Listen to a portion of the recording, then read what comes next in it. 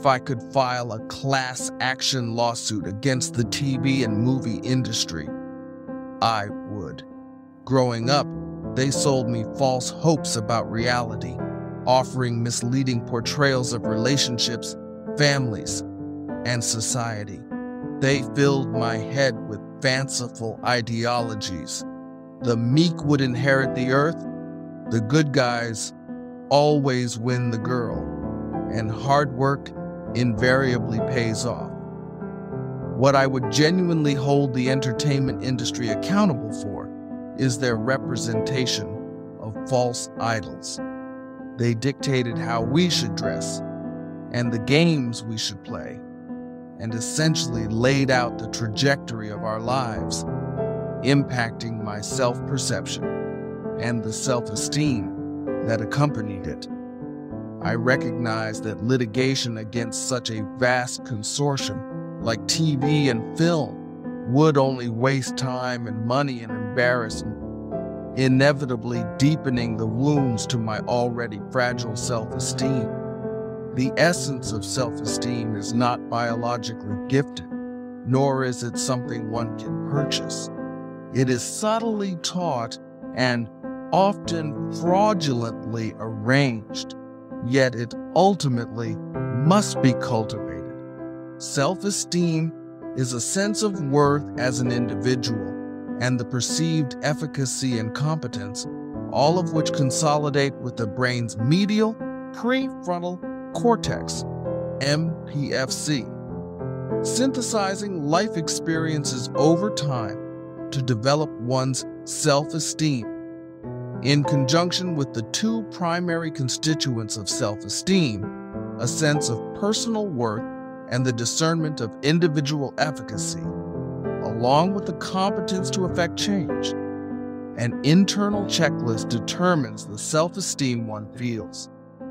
Unfailingly, self-esteem is the product of a personal evaluation based on essentially 6 key points.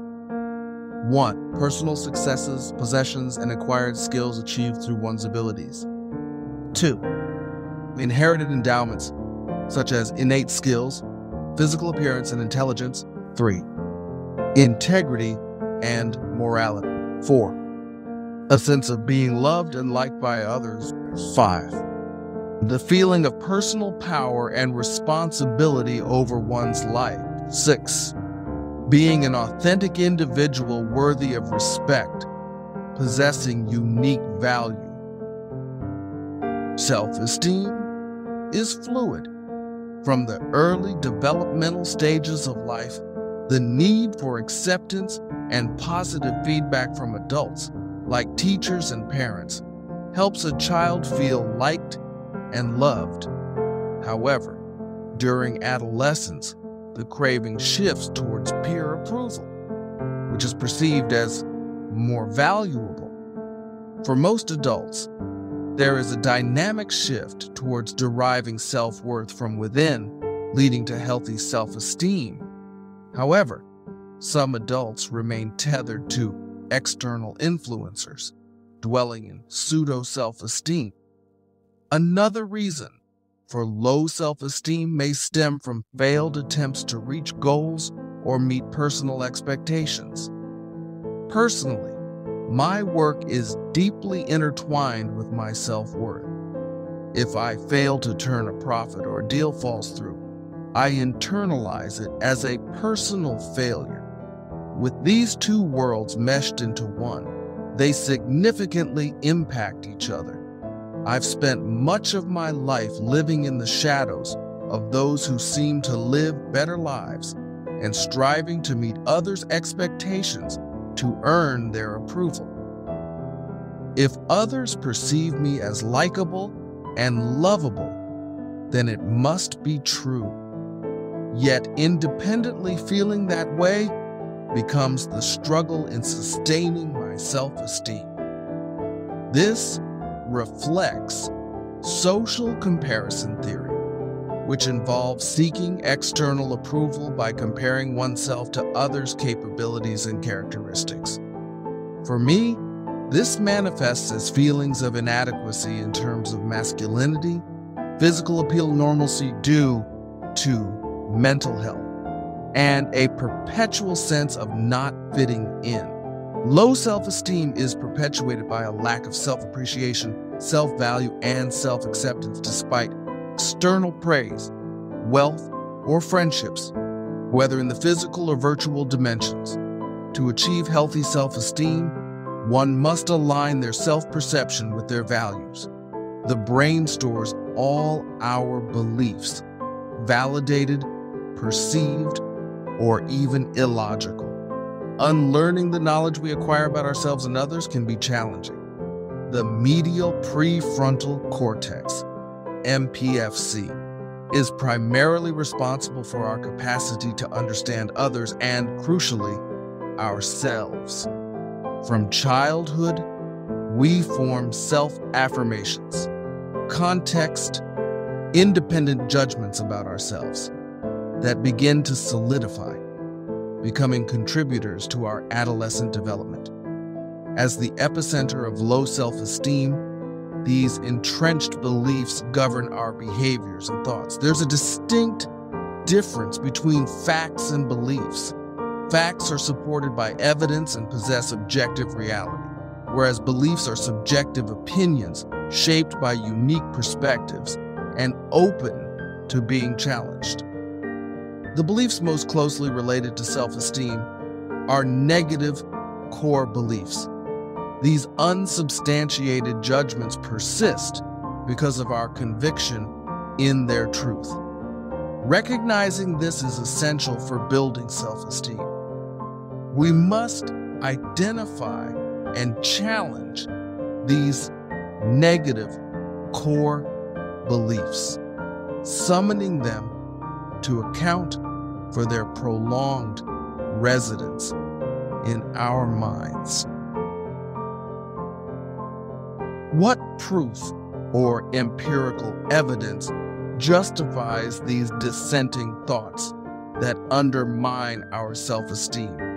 Most negative core beliefs originate in childhood and adolescence and are born from negative experiences. Self-esteem in adults can still be strongly affected by these old beliefs. Echoing through my mind are the voices of family and peers extinguishing my potential, making the light seem like fantasy rather than reality due to abuse, neglect, bullying, manipulation, fear-mongering, and lies. To build self-esteem in adults, it is indispensable to challenge these negative core thoughts to gain sovereignty over emotions, behaviors, and relationships. Confidence and self-esteem, when healthy, can propel us to achieve more, view ourselves positively, and accomplish goals. I often call myself an intelligent idiot, not merely for its poetic alliteration, but because sometimes I make smart decisions, while other times I corner myself with foolish choices. Our idiosyncrasies enrich us, provided they support a healthy self-image. There is no such thing as perfection. It's a societal phantom designed to make people feel inadequate. Families and peers can perpetuate this narrative. I hear echoes of past voices condemning me for not being good enough or being the outcast of a broken mold. Developing healthy self-esteem as a child is far easier than reconditioning oneself after decades of self-doubt, rejections, failures, and disappointments. It requires redefining oneself based on personal values, seeing uniqueness as an asset rather than a liability, and silencing the toxic voices of the past. Positive affirmations and thoughtful responses must replace automatic, conditioned reactions. We all have behaviors that once seemed justifiable, but unless they support the self I'm becoming or already am, it's time to let them go. A quote often attributed to Mahatma Gandhi, "Be the change you wish to see in the world," is reportedly altered from Gandhi's original words. If we could change ourselves, the tendencies in the world would also change.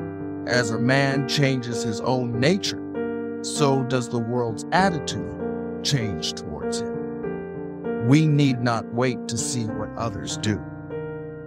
While these words can apply broadly, they resonate profoundly with the journey of being human. Self-esteem may not be initially shaped by us, but as adults, we alone hold the power to reconstruct it. By transforming our nature through self-adoration, celebrating even the most minor victories, and practicing radical acceptance, which means embracing oneself, flaws, and all, we allow others to perceive us in our true light. Changing a lifetime of negative self-talk, low confidence, and poor self-esteem is no easy feat. However, when I realized that it wasn't the voices of those who hurt me years ago, but my own voice that continued to bully, underappreciate, and berate, I knew it was time to challenge those negative core beliefs. As Johnny Cochran famously said, "If it doesn't fit, you must acquit." Without facts, there can be no conviction.